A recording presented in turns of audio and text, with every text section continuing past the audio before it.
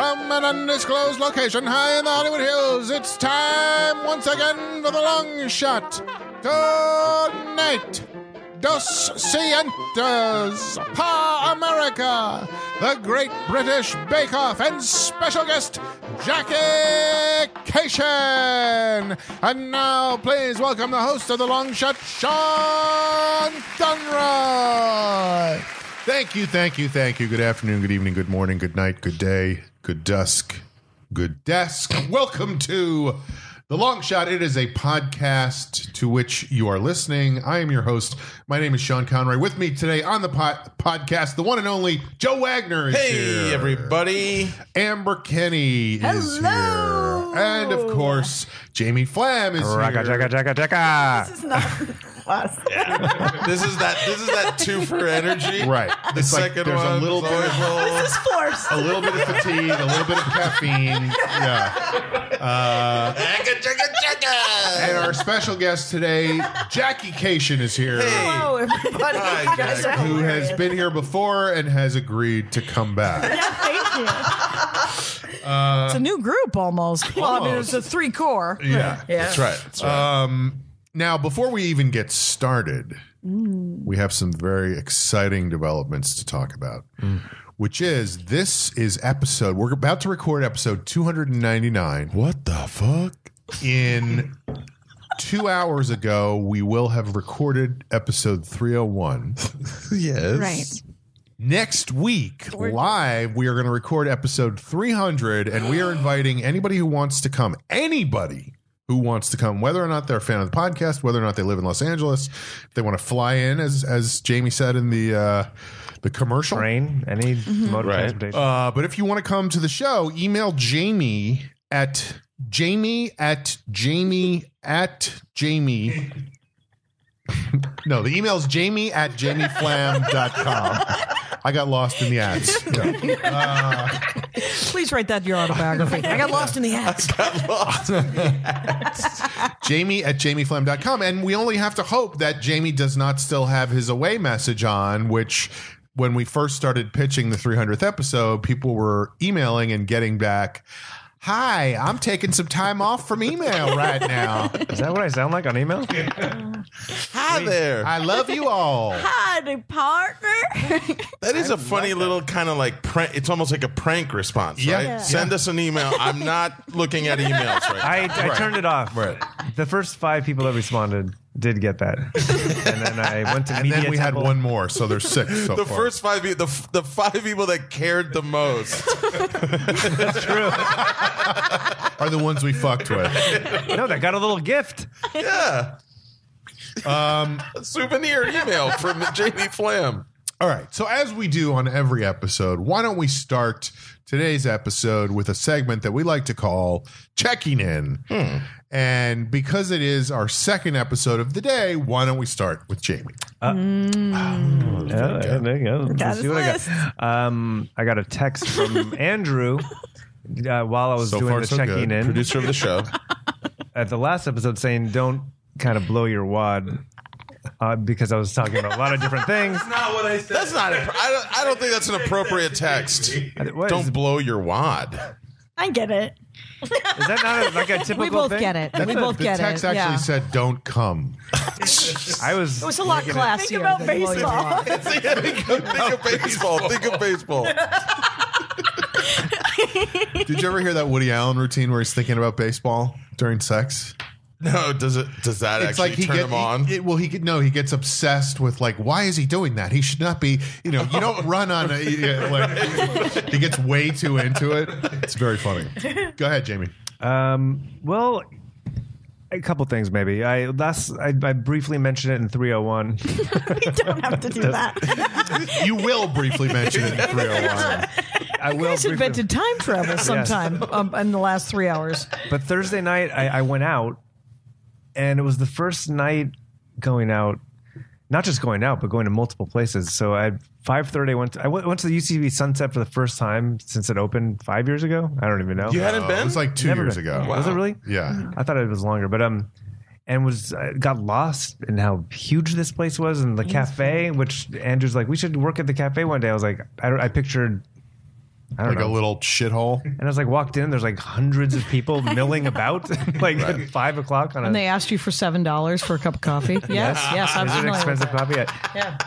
And then saw my friend do a musical that was just phenomenal. And then went straight to my friend's. He had a record release party at his studio.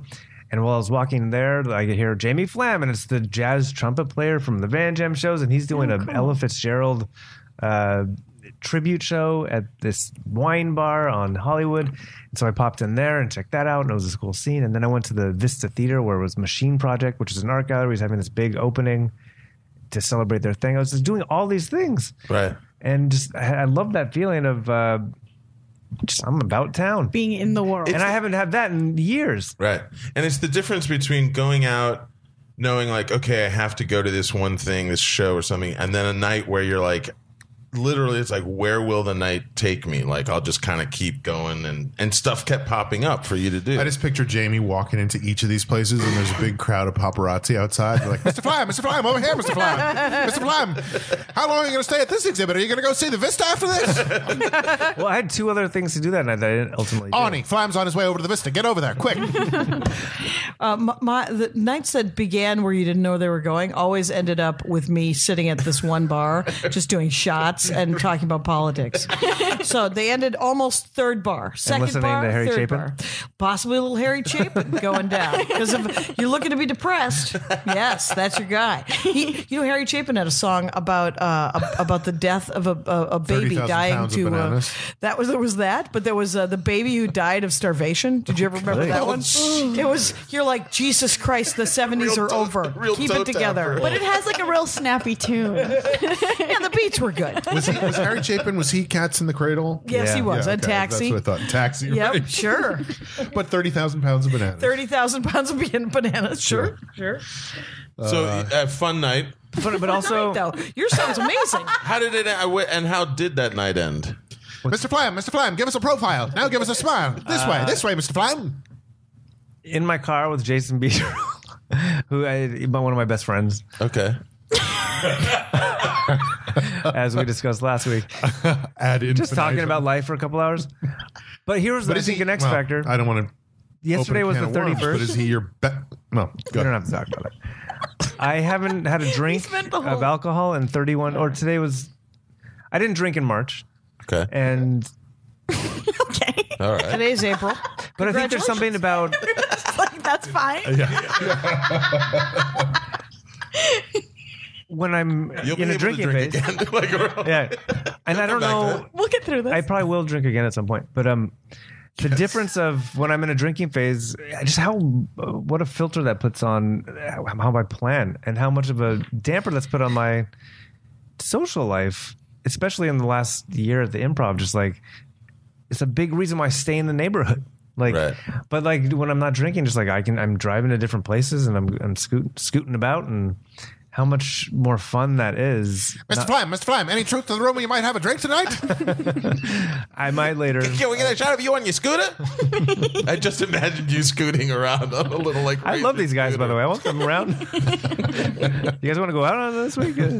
Hit the town. Anyways, that was great. Last night I watched the movie La La Land. Anyone see that? Yep. It won the Oscar for Best Picture. Did it? No, it didn't. It almost It did for a minute. I mean, it did, but then it didn't. It had such mixed reviews by people I know. It was polarizing. It was very polarizing. And As they say. Andrew's a big proponent of me seeing it, I believe. And you know what? I liked it. I didn't need all the music, but it was fine. But it just also, You're like It's one a musical, musical, but one like song. enough is enough, you know? I get it. You I guys can are take or leave singers, some you of know? Hey. Take it or leave it. but it was not oddly, just like it's about a guy that was following his dream to open a club that has a jazzy, magical, enchanting vibes in Los Angeles. Right. And I couldn't help but feel a parallel with that whole thing. And like, it was a celebration of Los Angeles. And Which is why it did so well at the Academy, because it's all of our stories. I thought it did hit the stories like in a way that could have been much more cliche. Like, It could have been more cliche. More? So it had some good. I thought to that it, you thought I thought that did. good. They kind I of got a hit some of the screener. tropes of. I used it as a coaster. I didn't watch it. I gave mine away. Yeah, that's right. There is something annoying about like just it's about actresses and actors in LA, and that's never been my thing, but that's never been my bag. You got a bag? That's never my bag of wigs. But You guys will understand that in Callback to 2 a weeks. joke in 2 episodes. that's a callback to a joke in 2 episodes. You may not like this, but your kids are gonna love it. Well, Harry, Hello, Back to the Future. but it was all right. It was all right. Mr. Flam, any truth you'll be suing Ryan Gosling for stealing your persona? Did you think La La Land was all right? Yes, I did. Should it have been called La La La La La La La La La La La? He's in an at cycle. All right. Lost in the laws. Oh, I was supposed to do mushrooms yesterday, and What happened? I went. Did you do mushrooms at all in March? No, Okay. and that's what led to La La Land. And I should have started at the beginning of the story, but You still can. you're right. We're in time travel. A friend of mine and probably many of ours was like, "Let's do mushrooms." Like, that's great. I'm at a point in my life where I think I need to have this brain Is this shift. Jason B. True? No. Okay. And we went to went to Griffith. By the way, it's Saturday night, and so getting to Griffith, the observatory, is already going to be kind of crazy with traffic. But it was insane. It was like in traffic up in those hills. Mm-hmm. And after seeing La La Land, I was like, I bet part of this is La La Land traffic. Like, if tourists saw this big movie, now Griffith Observatory is even more. Oh, of that's like right, because they was seen that, right? I really do think that it makes it even a more must-see place. But it turns out you can't. So is anyone selling? I was like, if that's true, I hope that there's hand trucks selling beverages. Well, Nick's grandfather was selling popcorn on the way up, which you guys will understand in 2 weeks. It's so fucking. This is a So fun fuck- game for so- 10 people. So fuck you, game. La La Land, for Griffith Park traffic. And also, so Griffith Park, as we were driving up, we're like, we don't know, you can't park anywhere because after sunset. So like that affects our ability to do a drug that might inhibit our ability to drive away. So many abilities. Right. And so we drove to the other side of Griffith Park, and then by that point, it was it was just for Amber for some reason, because it's such an Amber thing where I always look at her first when I am talking and do something weird, and Amber, am I okay? And then she starts laughing, and it kind of disarms the whole situation.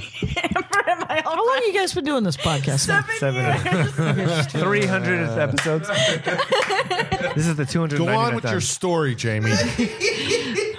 The friendship that is built around this. I remember, I think I did it for the first time 7 years ago. I think you were one of our first. Yeah. Yeah, and so it's beautiful the how some things have changed and some haven't. You're still looking for. You're like, Amber, you got my back, right? Even early on, you had my back. So we got to the other side, and then it was getting cold, and we didn't really know where we were. And the friend, I think, made the good executive decision, because I was already like in my head, like, I don't know if I should be doing this, which is never a good thing before you do. It's not a good mindset. And it was really cold, and I was like, oh, I'm going to be cold. And being cold on a kind of drug like that is like never good. But I also was like, well, if everyone's going to do it, I guess I'm going to do it. You were with one other person?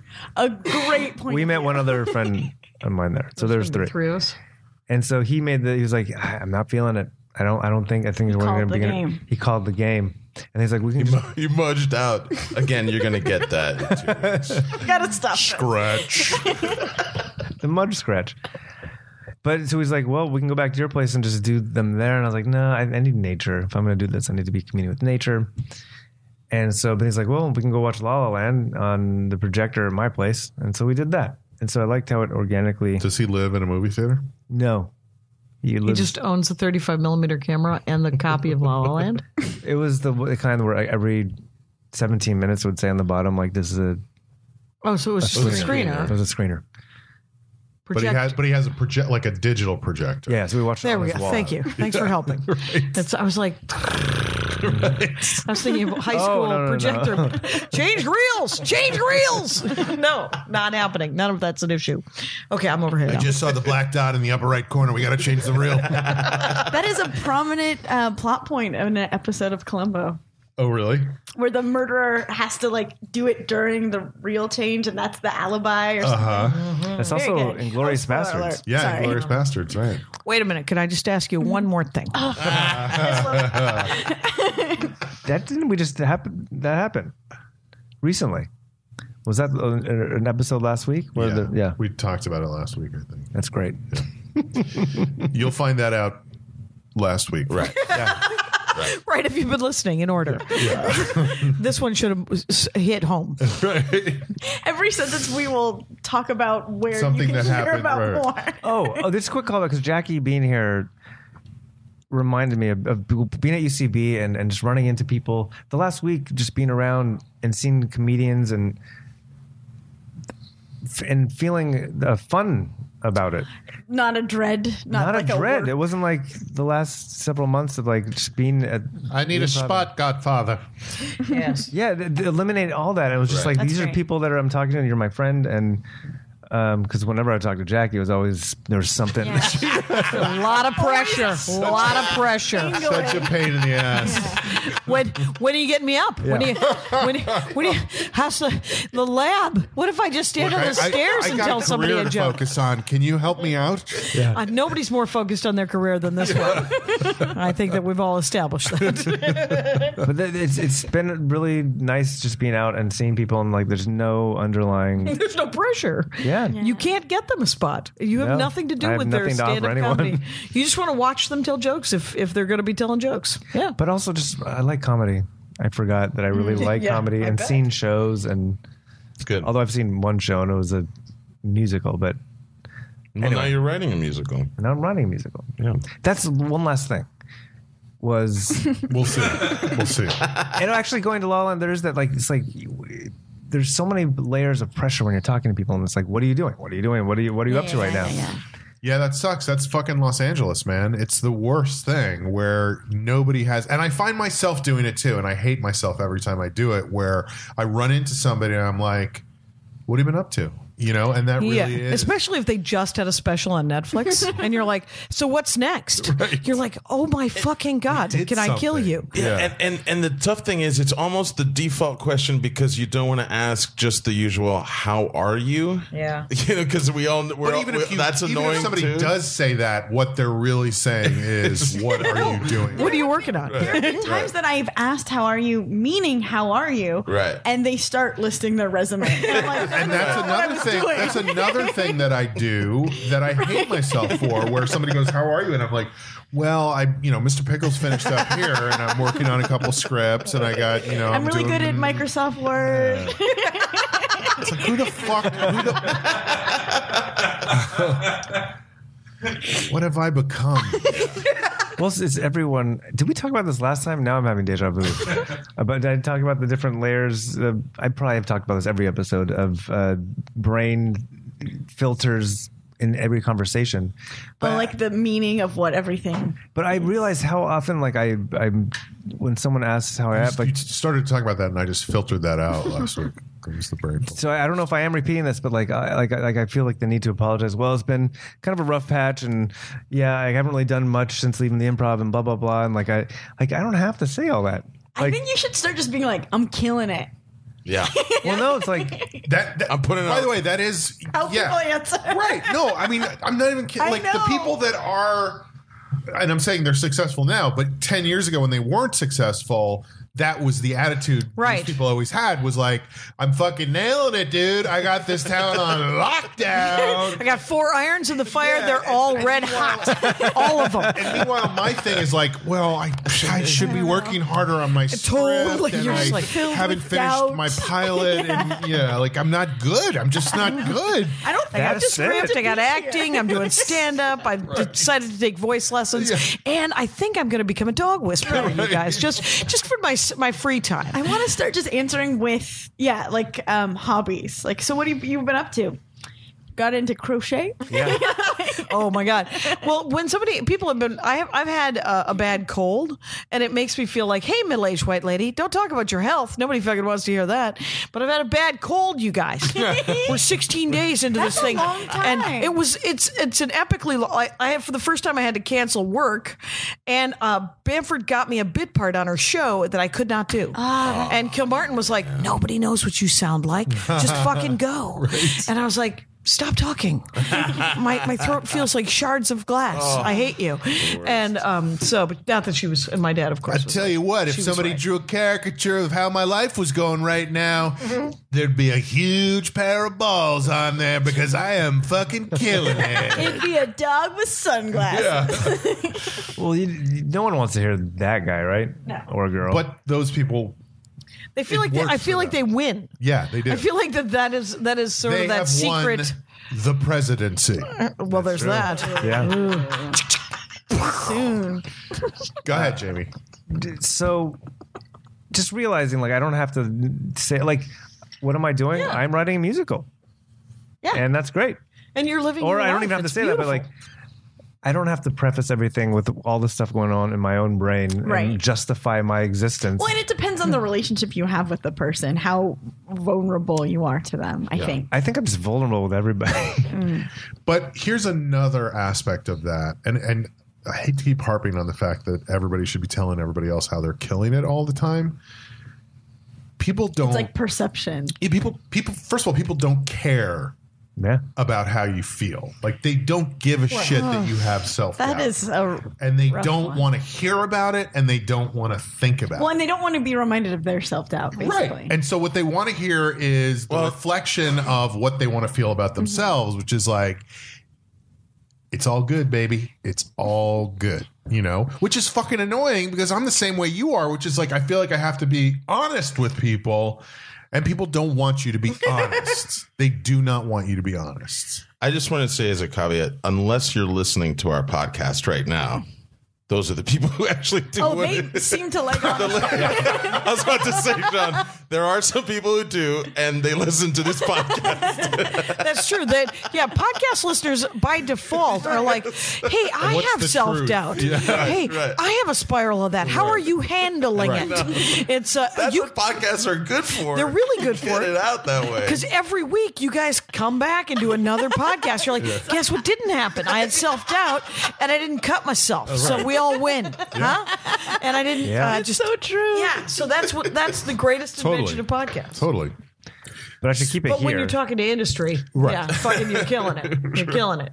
Another thing I like doing, and it hasn't worked out, it's not like a successful thing, but when people say, like, what have you been up to? I go, same old, and it's like they have to figure out what I've been doing. Right. Oh, good. So you put it on them. I taped, this was like maybe a year and a half ago, I taped a set for a thing, and my agent was there, and I did not feel good about how my set went. I knew it didn't go well, and I came off stage, and he was like, "Great job, man, that was fucking awesome." And I was like, it really didn't feel good. Like, and he did not want to hear that, Yeah. you know, like Yeah. he just did not want to hear it, Right. Yeah. because he doesn't want to work with somebody that doesn't feel Believe in like it. Yeah. I'm great, you know. Yeah. Every time I go on stage, I'm destroying it. Yeah. Yeah. Oh my God. What else, Jamie?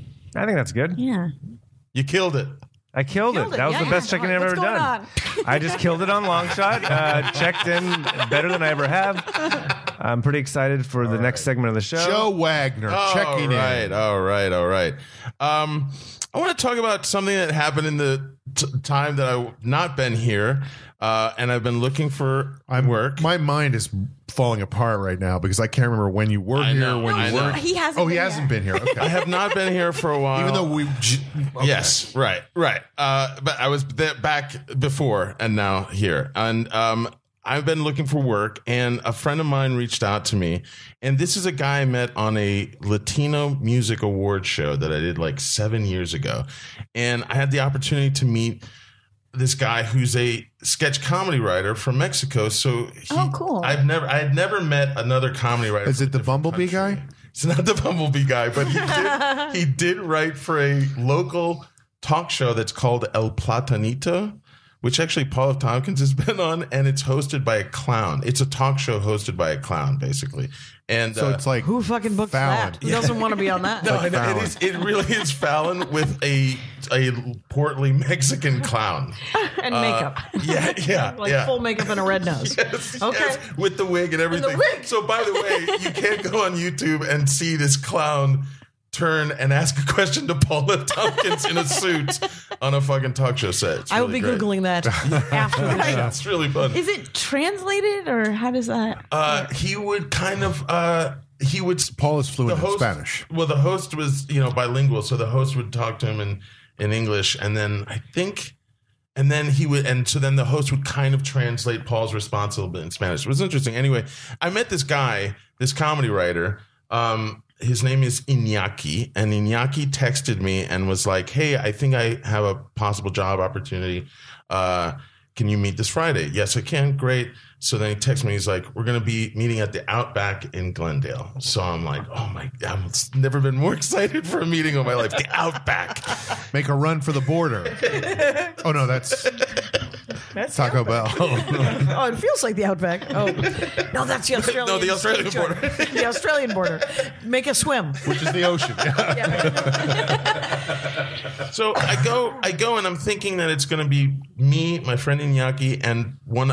I just imagined like one other person. And I What get did they there, look like? And I thought of a man, male privilege. I think he looked like Paul F. Tompkins. I get there, and there's 7 people. It's like it's much bigger than I thought. Siete? And they're all siete sitting around this table, mesa, and I realized that it's going to be it's kind of an informal pitch meeting, brainstorming Baseball. session Over a But blooming onion. I thought so. And nobody ordered a blooming onion. What? I thought I was What's ready the to point eat about dinner, that? but That's they got where you like get them. They got like the nachos plate that's like cold in 2 minutes, and like they just got a Bullshit. I couple call of bullshit on that. Yeah. Then why You don't even go to the Outback. Yeah, you don't Well, go to the that's Outback. better than Australian nachos, right? so Known for their. I get there. Throw another jalapeno on the nachos, mate. And it's Go to a tapas bar if you want that. Producers and what turns out to be the It was an ambush, is what it was. It felt like an ambush. Yeah, because I was basically kind of dropping into this when I thought it was going to be more like a one-on-one thing. And I just pictured you parachuting into the Outback. in Glendale.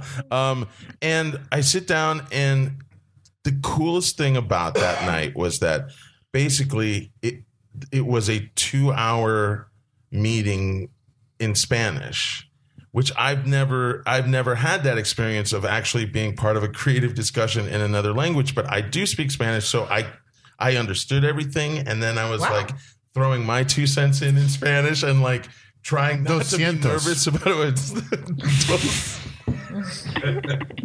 But I was like the one. I definitely was the one white guy, even though I'm not really white, but I was the one white guy, and the cast that they were thinking about for this pilot was there, and then a couple of like management and some agents, and the best thing was like, because I don't hear, I mean, unless I'm like doing my laundry and like watching Univision or something, I don't hear a lot of Spanish, but being able to pick up slang through context was really funny, and like listening to them talk about Yo quiero un sketch con biblioteca.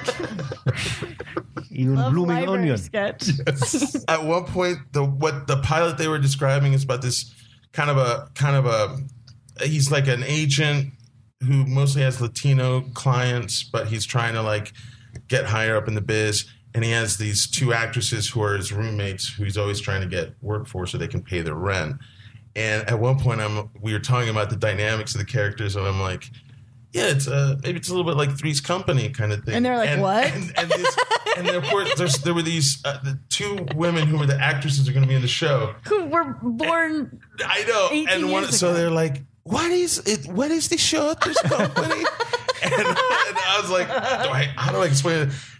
mira, a este señor que le toca ser como homosexual porque el landlord, no, you know, and El Regal Beagle. qué bueno. Just start doing pratfalls. Ay, caramba. but It's the guy from 8 Simple Rules, you guys. it was That is so funny. it was a lot of fun. It was just cool to have that opportunity to use my creative mind, but speaking Spanish and still try to, That's connect neat, with people. actually, yeah. Yeah. And I haven't heard from them since, but it was basically one of those things where Maybe they were waiting for you to order the blooming onion. Oh, jeez. La ventana está abierto y Juan no tengo un reloj. I wonder if The like window's every open time and Juan doesn't have a watch. I wonder if every time you're invited to, like, I've been invited to weird lunches where it felt like I was like, what is this? Yeah. Right. Where, and then like 52 minutes in, you find out that they want to do something with you instead of, I'm like, I want to play Beyonce's weird white ant.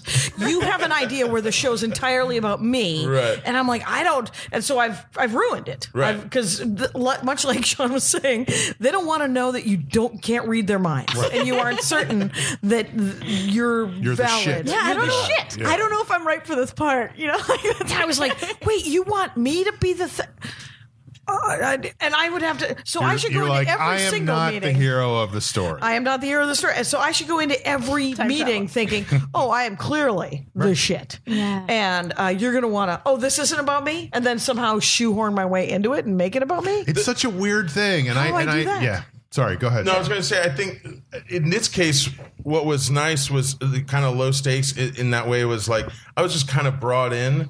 So sometimes it's nice when the focus isn't on you at all. Because I was coming into that like, possible job meeting, Like turn an it on interview and almost. stuff. Yeah. Right. And then I actually got to just be the guy that sat back and listened a lot. And then I'd throw out a couple things, but I just listened a lot because it was really interesting because just to get a peek into a completely different part of show business, which is these producers want to do a style of comedy that isn't common on Spanish TV. They want to do something grounded and more real and less broad. And they were setting up this story of this agent and the roommates.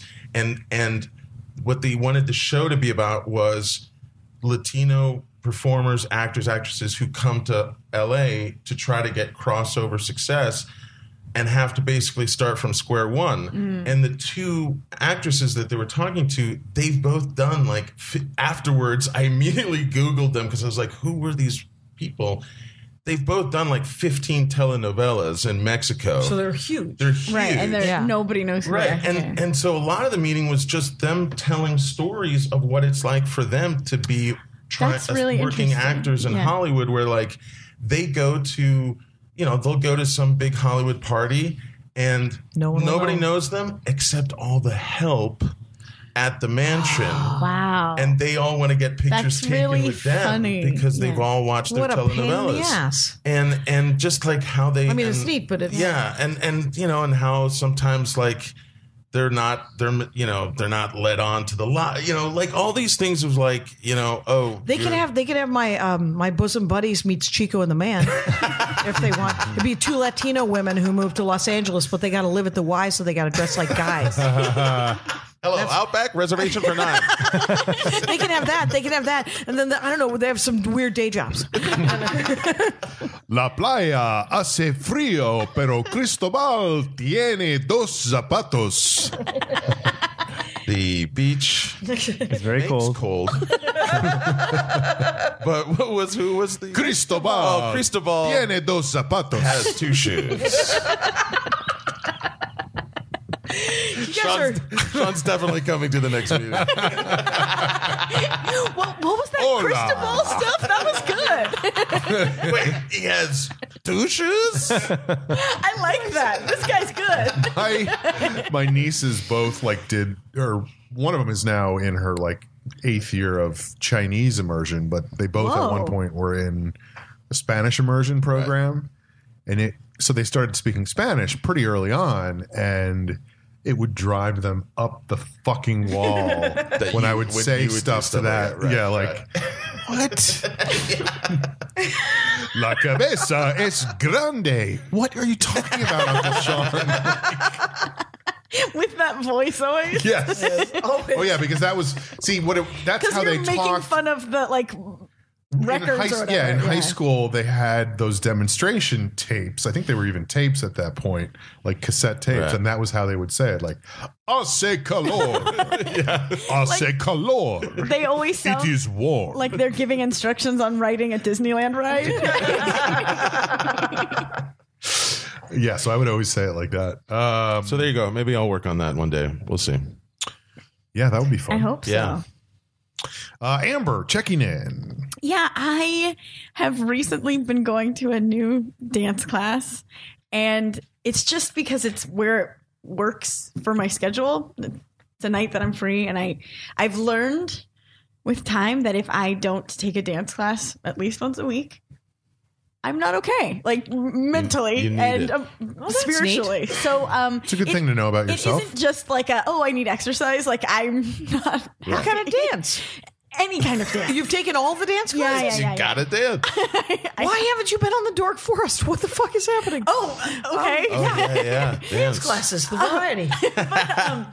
But to that point, this Tuesday night is when I tend to be available to take a dance class. And it isn't my favorite. Like, I have my favorite classes and I haven't been able to This take is them. not the one you like. Yes. Sad story. Poor me. What's wrong with this one? What's the style? okay. Yeah. I'll start from the beginning. I actually like it now. We're gonna go on a journey. But it's called Groove. Strap in. It's called Groove 3, and I've always avoided it because It's One called and two. Groove 3. 1 and 2 suck. right. Well, And if you had missed one or two, how would you catch up? right, who are these characters? Groove 3, by the way, came out in 1989. Everybody wore high tops. It was actually a prequel to bandanas. Drumline. It's $1 more because here's the bad part. There's a live DJ. Nice. That sounds great. Is he the kind of DJ that they would have at like a wedding where he's like, all right, let's get out there on the dance floor, everybody. Mothers and Groove daughters. 3. So is the live DJ also the person leading the No, class? that's why I think it's $1 more. Okay. There is a dance teacher and How many a people are in DJ. this class? like 60. It's crazy. Oh, so it's worth $60 to this person to show up. And it just For an seemed, hour. it just by the ads, it just seemed a little Zha-zha-zha-zha? cheesy or something. I get it. Do you want more serious gravitas to your dance class? I prefer it. Does a lot of that come down obviously to the song selection or the music being played or Well, I think the fact that it's called Groove 3, Groove 3 already, right? and that there's a DJ. Like, DJs are people. Oh, one of my best friends is a DJ. But Here's a sweeping statement coming at us. DJs, Here it comes. but you Let's don't- talk about I don't- them. If there is a DJ, I don't go towards it. Right. Oh, okay. Right. They're not always for you. It's yeah, What's another situation with the DJ? Like a club? yeah, Yeah. So it's a club. yeah. There's a club vibe. Can you play Build Me Up Buttercup? That's my impression of every person talking to a DJ ever. So I go to the first class, Where are you hanging out? and Nowhere. they love. I've never seen a DJ. I think that might kill the vibe right now. I just really like something about Mary. So I go to the class, and there's a ton of people. Also, you wear shoes. Do you not usually wear Fuck shoes? that. Correct. I usually am barefoot. Or you wear zapatos. Dos. Yes. El techo es I wear blanco. shoes. The ceiling is white. So it's like a sneaker. It felt also by the ads like more like just like a cardio class, which is what some people want. But I want a dance class. I want to express myself through movement. Oh my God, shoot me in the fucking face. No, that's Ever good. thought about taking up embroidery and putting that on a pillow? Because that'd be really good. It's a good one. Wait, after this, I need to know what other what defines a class that expresses like. Do you ever take like ballroom dance or swing or I haven't taken or those, no. salsa? I've taken salsa, And then- I prefer. I love salsa. The dance or the No, salsa? chips and salsa. Just salsa. This is a job so off the rails. Which is the first salsa? What? Which came first, the salsa dip or the salsa dance? Oh, this is an important question. This is important. That means what? Doesn't salsa just mean like sauce? Yeah, Sauce. it means sauce. Salsa means sauce. Anyway, so you're wearing your shoes. You show up. There's a live human. There's a ton of people. Yeah. Okay? And Jackie's like, I got to be here in another 7 years. so there was a lyrical, I'm not coming back for at least like, 8 years. expressive avant-garde dance class ahead of that. So they have to clear out and the DJ has to set up. So there's like a little bit of just milling about time. And everyone is standing in the class, and a lot of people know each other. You can tell. Oh, that's when I leave. Well, this is I hate that too. it gets worse. The teacher comes in and he beeline right to me, and he's like, "Hey, I'm Ben. I don't think I've seen you before." With that energy, and I was like, "I'm Amber.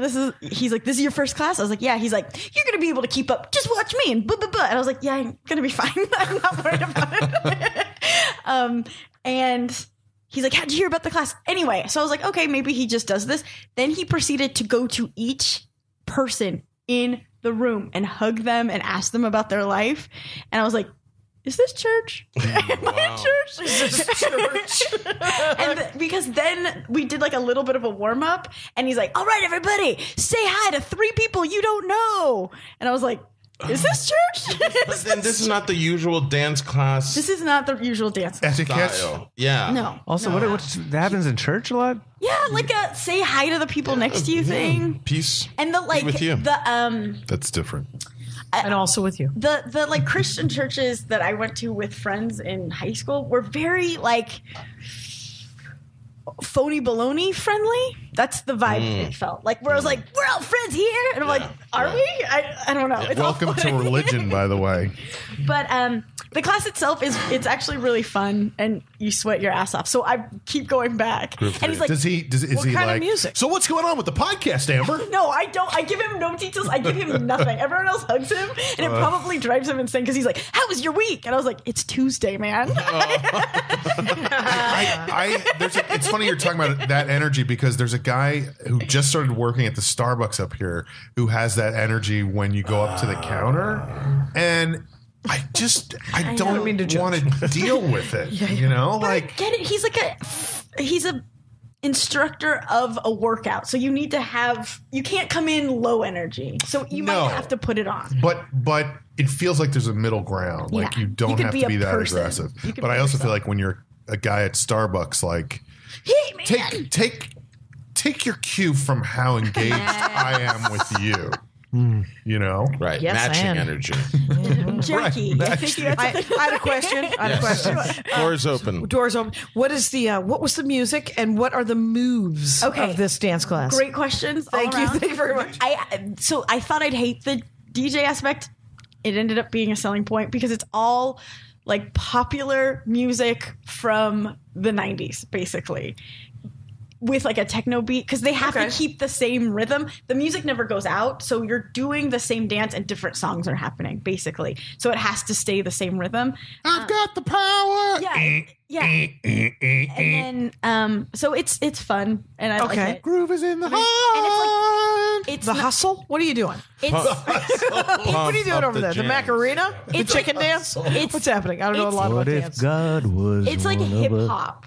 Okay. And there are people in there who are very good at hip hop. So it's like the Boogie Woogie Bugle Boy of Company B. I missed that. I couldn't get that song out of my head last night. Really? Randomly. Why? Is that a theme in my life? Obsessed with the Andrews sisters? I don't know. It's like Bette Midler. your center of gravity is pretty low. Like your feet are planted and your knees are bent, and it's like it's fast. And you're jamming left and right? Is that what you're doing? Yeah. All right. Yes. And but he'll like give you high fives in the middle, and I was like, ooh, and now I'm like, I just got a high five. Like it does make me feel good. Welcome to church. So I think I'm in Exactly. church. Like he got you. I He know. got you. I know. He knows. There's worse church. Don't worry Yeah, about exactly. It's the least harmful church of all time. But a lot of people talk to each other Do they have social stuff after? During the I dancing? guess so. No, just like after, as soon as the class is done, I'm like cartwheeling out the door. And Holy shit! Did you see that? Please do that. And people are just like, they're just like in circles talking. And I wonder if maybe I should be more open to connecting with people, but I don't want to. I think it's. I'm with you 100%, but I feel like you're different than I am, so it might be okay. No, but I think the important thing is that like the people that you do connect with, because I think we mostly do that in the comedy scene. Like that's the environment that we're in. But a lot of times, if it's an activity where you just want to do the activity, you're not there for any community. Right. I'm not here to make friends. Exactly. Yeah, that's the thing, because it's like I go to this other place to make friends. Yeah. Because there's a common sensibility. A like-minded individual. Exactly, I guess the devil's advocate argument to that is like, hey, why not be open to making friends? Like, I don't have to make friends, but I also don't have to like put a steel door. Are any of these people attractive emotionally to you? Do you looking like, well, that woman seems like a nice enough human. I could probably be friends with her. Yeah. From a distance. I think Attractive From a distance. is a great phrase. I think that person is the person that turns to you and goes, does that guy creep you out too, or annoy you or whatever? It would be the that's guy. usually Yes, that first. That's a first step. That's a good connection. Right. The first You class. have the dancing and that guy in common. There's people standing in a circle going, what do you think that cartwheel girl's problem is? Why is she such a bitch? Why so standoffish? I also think it's so funny. I make fun of myself in my head because there'll be times that he's like, you get in the front. And I'm like, oh, me? Like, oh, shy, bashful. I couldn't possibly. And then I get up there and I'm like, I'm like basically auditioning to be a Laker girl. Like I'm so full out. And it's like, and my Boy, she's really face popping and those stuff- moves. You're cartwheeling all around the other people. Like such phony baloney. Like, oh, I couldn't possibly. And yet, so sincere inside. Just false modesty. I love it. So yeah, we'll see if I go to church this week. That's my checking in. Great. Excellent. Wrapping it up. When is this? Tuesday at 8:30 to 10 So if you're listening to the show, at the Sweat Spot. come on down. I gotta make Oh it yeah, happen. you should go. I really want to. Hey, I haven't seen you before. And I will say this class has a higher percentage of men than most of the classes I take. There's more men. Great. And there's times. Perfect. No. Why would you take a dance class with a higher percentage of men? What's wrong with you? I don't know why I reacted that way, to be honest. It's like seems doable. But you don't feel so alone. Yeah. It's, Well, it's like those guys who went into theater just to get laid. You're like, it's not okay. Yes, that's why I went into theater. It's worked out great. Can't stop, won't It's all stop. theory. It's all theory. So this leads me to Jackie. Now we are doing this episode in a different way than we usually do, where we usually start with checking in with just us and then bring somebody else in for a second segment. But we're going to roll right into that second segment because Did you not check in though? because sometimes I do, sometimes I don't. But today, because we're doing 2 episodes back to back, it You feel feels like checked in? You feel I checked? feel checked out. Sure. No, it just feels like we're going way too long. Yeah, and yeah. I don't want to keep you here for too I'm long. sorry. But yeah, We're all Yeah, it's all you. I'm in a no-win situation I here. know. It's great. But so we asked anything that you wanted to talk about, and you had something interesting. Well, it was the Well, first of all, before we even get into this, because it's related, I think, in a sense. right, except for it's not on this album though. No, but it is you have a certainly new reflective. album that just came out. Right, new album just came out, you guys. Things happened. Hey, hey, Jackie, how are you? I'm good. Every 3 years, whether anyone wants me to or not, I put out a new album, you guys. And it's called I Am Not the Hero of This Story, and I'm holding it for the camera. If someone could zoom in on that. she really is. And Let me I get a just look at got the that. Let me, CDs, so that's why I brought a hard copy. The cover. Yeah, she did a nice job. And this is what the actual heroism of myself would look like, which is me torching the Conestoga. Anyway, So where did you record that? Acme, I record them all at Acme Comedy Company in Minneapolis. Minneapolis? Yeah, it's my home club. And then It is. Cool. It came out 6 weeks after the election, and so I had 12 minutes about my dad that I had to get rid of. It was an hour. I was going to do an hour, and now I had. And it was probably 15 minutes, but whatever it was, I cut it out because two people, too many, came up and said, "Hey, your dad kind of sounds like Trump."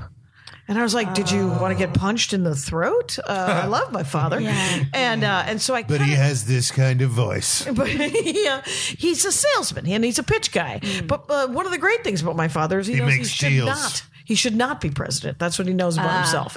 And it's one of the great things about him. And he's not a creep.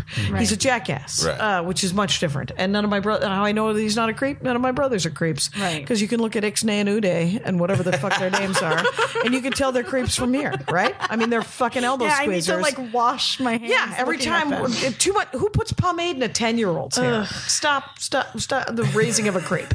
So anyway, I do it, but only to 10-year-olds I don't know. It's like a prank. so the album is done better than any of my previous albums. It was number Recording one on, wise? Or you sales. did better? Nice. It has done better. Yeah, I don't know. Do I think this is my best album? Jury's still out. I can't be the one. Wait, I'm would killing never- it. you would never Killing say it. You're that. killing it. Yeah. I am killing it. there This is you the go. best album I've ever done, you guys. This They is the just one. keep getting better. I mean, the just- first one was great. The first one. And they've just gotten better and better. better and after better. that. And then so the first 12 minutes is actually political jokes. And I've traditionally never been a political comic, but it was 6 weeks after the election and I'd written. Hard not to. Yeah, it was impossible. I felt like I'm alive. Right. We're doing this. And if the world ends, for some reason, my ego was like, "Oh, get these jokes up first. Get these jokes up." Anyway, so the album's called "I'm Not the Hero of the Story," and my dad actually I talked to my dad. I sent him a copy of it today, and he said, "Hey, I just called you to tell you I got the album," and I said, "Okay." And there's this long silence. Then he goes, "I'm running for president." I wish. And I said, "Did you listen to it? I mean, why Right. Oh, I why hate you bringing it that. up, Yeah, yeah, man?" yeah. And he goes, "Twice. I'm not done with my notes." Oh my god. And so that's what made me laugh. Twice, but I'm not done with my Wow. notes yet. At least he listens to it, you know? Oh, well, he wants it to be. He was disappointed that the 12 were exited out of about him. Right. Though he did say, because there's already probably 15 about him. He said, "Any album of yours that has more than 25 minutes about me, that's my album. That's not your album." I was like, fair enough. Right. What's the Fair cut? Did you get notes on your previous albums? I've gotten notes on every time my father has seen me. Every I set. kept a placemat that he diagrammed after one show. He was like, "Let's go get a cup of coffee. I got some things to talk about." Oh my god. And he diagrammed my act, and I he was love just, it. it was. What kind of notes are we talking? Well, they're mostly, and he's never, here's the irritating thing about him is because he's been doing sales for, I don't know, 100 years. Right. He's never wrong. He's not wrong. It's irritating That is because really it comes annoying. from this horrible aluminum siding place, but he's not wrong. Does it have? I mean, because I would imagine maybe that he has a sense of timing and clarity as far as That's you're exactly presenting information. That's exactly where he so he's kind the of a good best. resource. Oh, he's an amazing. But it's still annoying. It's still annoying because he's my dad. Sure. And so it's funny because people are like, "Where do you get your comedy from?" And I was like, "I get my timing from my father, but I get my comedy from my stepmother. I think I get my sense of humor because she Right. was a little. Look, you got to set the hook and then walk away. Set the hook and walk away. Never say no without a number, you guys. Never say no without a what a number. great comedian! Do the setup, walk off the stage. wait to see if any of the audience them members come follow to you. you. No, wait. What's the? His consistent advice to me is that I talk too fast. He's like, "You're not letting them laugh. You're not letting them laugh." And I That's was so like, funny because that really is the sales thing. Is Yeah. you don't say anything and you wait for the other person to Right, make an let offer. them laugh, Yeah, and yeah. I have the same response. They have the rest of their lives to laugh. I have a 12-minute set. I got some things to So say. I don't know what you. Anyway, so the election happened, and I was I'm like, I got to figure out how I can fix this because I am a control freak, and I I know the can't. feeling. And you ever see Speed 2? Anyway, That's the one on boat. the boat, right? yeah, that's what we're cruise living ship. through. If you've ever saw Speed 2, it's like someone is running at you with a knife for an hour and a half. Where you're just like, oh my God, he's got a knife. And then you weed off and have some popcorn. And you're like, oh my God, he's still got a knife. And there's nothing, I can't fix it. And anyway, so Nick's grandfather sells popcorn. by the way, We'll know in that 2 weeks, that will be hilarious. I love that even Jackie knows. So about a month ago, there was a month and a half, maybe 5 weeks.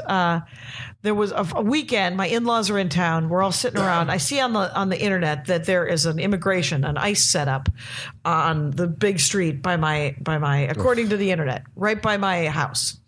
And I say to my husband, "We need we need a dish detergent." And he goes, "Now? We need it now?" And I was like, "Yeah, I'm going to the grocery store right now." And he's like, "What's going These on?" motherfuckers. And so I said, there might be an ICE setup over there on Van Nuys Boulevard. I'm going to go check it out. And he was like, going to go look for trouble? Well, I got to stay with my mom's, but I love you. Go for it. Call me if you need No, bail. I'm going to go look for laundry detergent. I'm going to go look for Trouble might find me. trouble did find me because I am maroon. Anyway, so there was no ICE setup. It was either a shadow thing or it was already down. Anyway, I go to the grocery store. I'm coming out of the grocery store, and in front of me is I push an old man, you guys. I push an old man. I'm I not feel the like hero we of need to this hear the story. setup. Like sometimes you get to the punchline too fast. That's not the punchline. I'm writing it down on this placemat. That is the error. And so here's what happens. I'm walking out of Ralph's, and there's a rent-a-cop dude, and there's a guy in front of me, an 80-year-old, got to be 80, right? And he doesn't look crazy. He doesn't look homeless. You know, like just looks 80. khakis. He's 80. Khakis, belt, polo shirt, He's loaf 80. of French bread, right? How high was the bell? Pretty high. Yeah, so that's and 80. yes. Loaf of French Loaf bread. of French Loaf bread. of French bread. The guy's, and so as could he's be walking French. out, he starts yelling at the rent-a-cop. And he says the N-word, and he says the guy's from Haiti, and he caused AIDS, and that he fucks Whoa. monkeys, and it went off on this forever. It was literally like from inside Ralph's to outside Ralph's, he's still shouting stuff at this guy. And at first, I was like, what the hell? Trying to And- figure out even what Right, happened. and if it had happened 10 years ago, I would have just looked at the rent-a-cop and gone, the hell's the matter with that guy? And maybe yelled something at him. But that's not, and by the way, that's what I'm told I'm supposed to do by sane people afterwards. There were several choices that I was given. That was one of them. I am Instead, so excited. Wait, what were they saying you should do? that I should check in with the guy who's been abused, who's being abused, and just go talk to him and go, what the fuck's the matter with that guy? That guy's you're a perfectly sane human being. Right. It's a weird job. You're looking for I know you advancement. didn't cause AIDS. Did you? You didn't, right? Well, and the funny thing about that guy is that he was just laughing at the guy, which meant that was the third time that had happened Right, today. right. So, but I turn into White Lady Meat Shield, right? And I throw myself into the breach, and I start yelling at this old man. I just yell at him, and I'm like, and I'm swearing, and What I'm kind yelling. of things are we yelling? Well, let the swearing begin. I've been swearing the whole show. I've been swearing a lot lately, but so I was like, what the fuck is your problem? You're a piece of shit. You're an asshole. You're What going the to fuck change is his your heart and mind. Yeah, with by this. yelling in his face and me pointing a lot at him. Look at your fucking stupid loaf of bread. Your belt's too high. It's like, Khakis. and then so it went on. I did that for probably 15 to 30 seconds. Oh, I thought then- you were saying minutes, and I was like, Jesus Oh no! Christ. Oh no! The whole thing took maybe a minute and a half as I followed him to his car. Oh. Anyway, so he said to me, "This is none of your business. This doesn't have anything to do with you." And I said, "It has everything to do with me because this is America, and I'm an American, and you're an asshole," or something like that. Hells and then yeah. he says, Uh-oh. "Pa America." And I turn into a country music song, and I stiff arm him, Oh man. and I push him, and he just kind of he doesn't fall down. I'm 80 years old, you bitch. I was waiting for it. He didn't ever call me a bitch or a cunt or anything like that. Clearly, all of his anger is at Right. people with melanin. Right. He's got some issues. Right, So, right. I was like, I'm so mad. And I was like, I can't believe you did that. And he was like, it doesn't have anything. I was like, it totally is. And I'm just yelling at him as he walks to his car, as I walk to my car. So this is not the work of Captain America, you guys. Captain America does not cry in his car afterwards, by the way. That never happens with Captain America.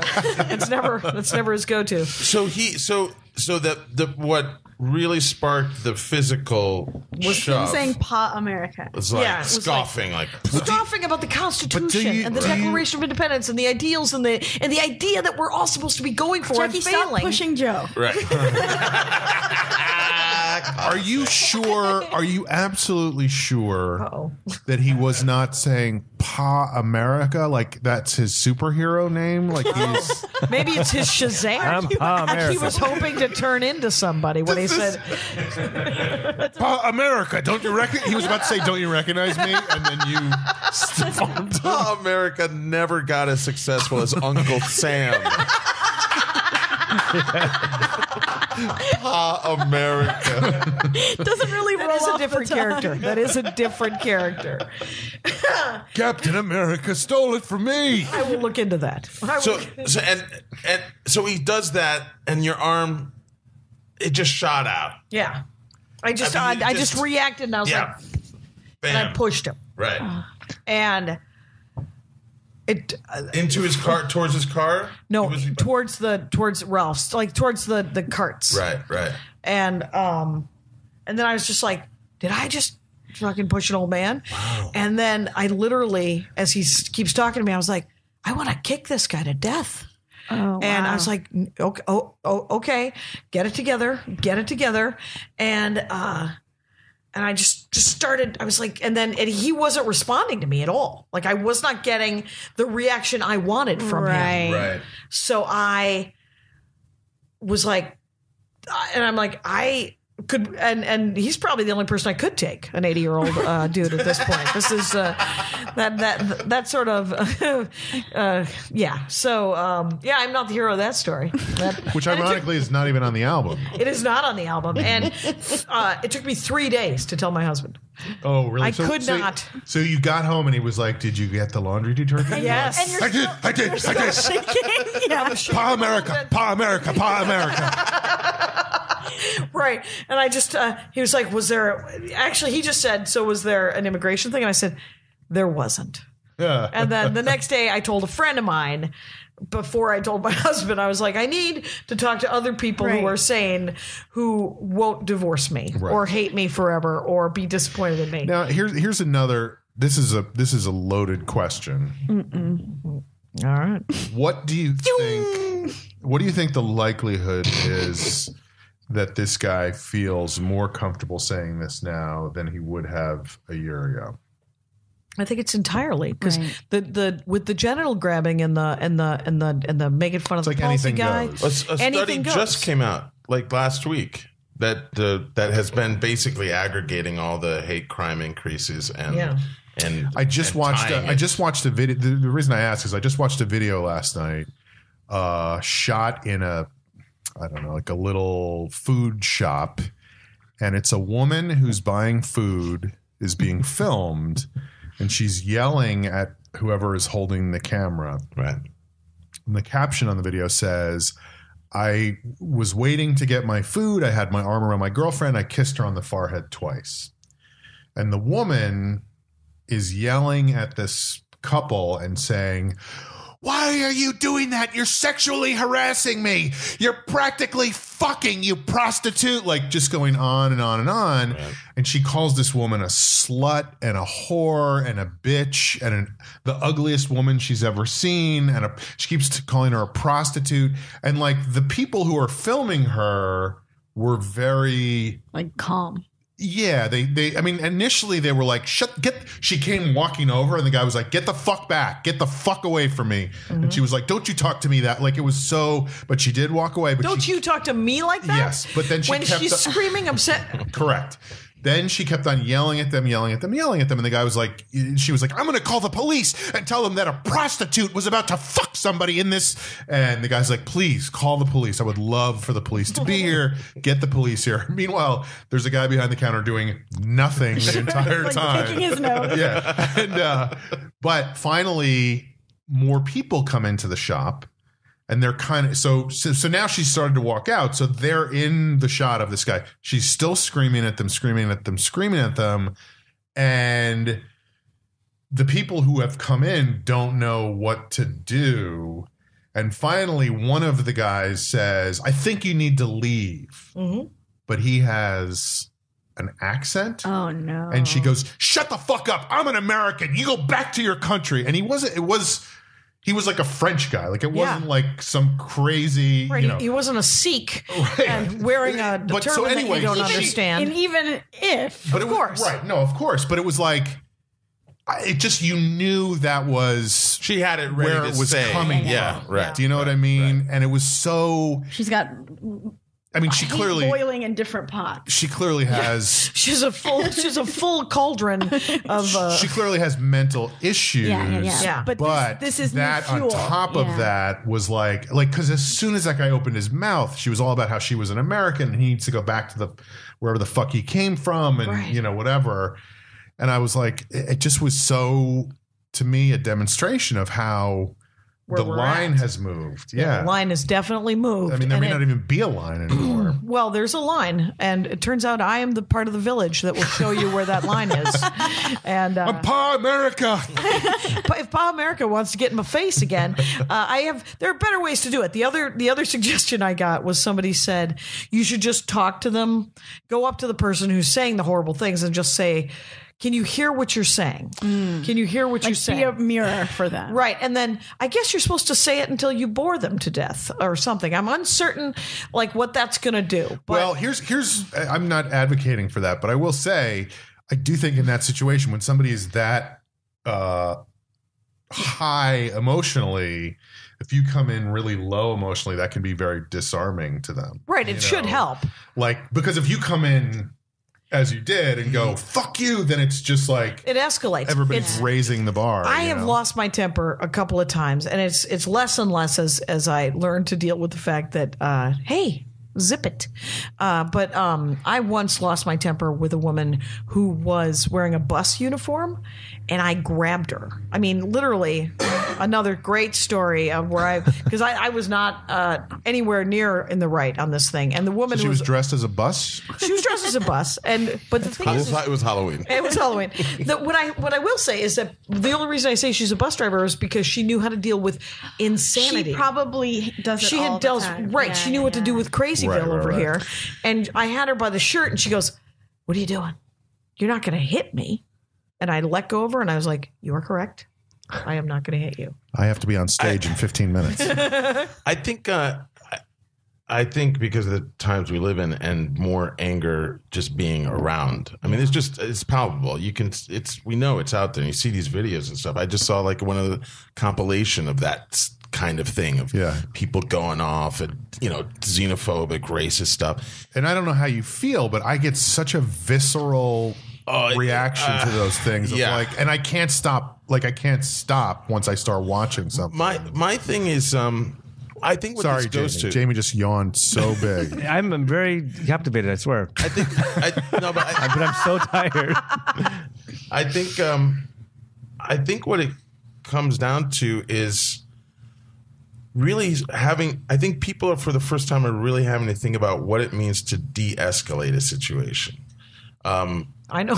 Yeah. Right? Because we all know that you could walk away, but there are too many situations now where you don't want to walk. Like you don't necessarily want to walk away. You should not walk away. Right.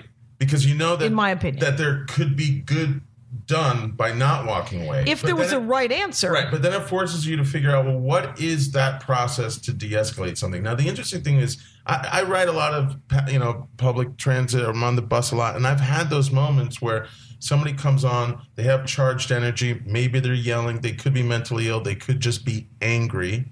And I've always thought about, like, what is, like you said, like you asked them a question, can you hear what you're saying? What is something that would be so disarming, Bring so them to diffusing, this moment. right, that they don't expect? And you were saying, oh, that could help. The other thing, though, is that you never know if it's going to go the other way, which is that They turn it all because on you're so you. calm, Yeah. that, because this guy, you said, this guy didn't necessarily engage back, and that actually flared you up a little bit more because it can go that way too. So it's so hard to know. Of like, So it's a win-win, basically. if by winning you mean losing, yeah. So, but that's the thing. It's like, how do you Golf how do balls. you de-escalate? And Ask them what they're working on.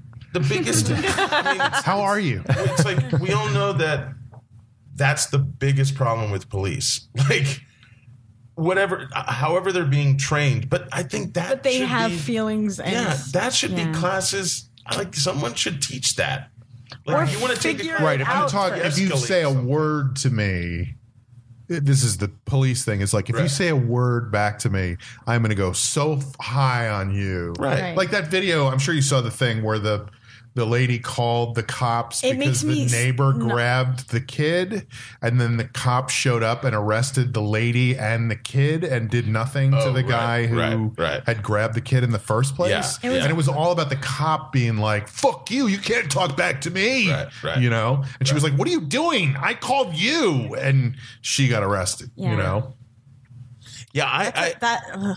I've had, I mean, again, living in downtown, like you learn how to, if that energy starts coming at you, aggressive energy, someone yelling, shouting, which is often in downtown, I've had to have those moments where I try to be very calm, like just really try to put out like a calm energy.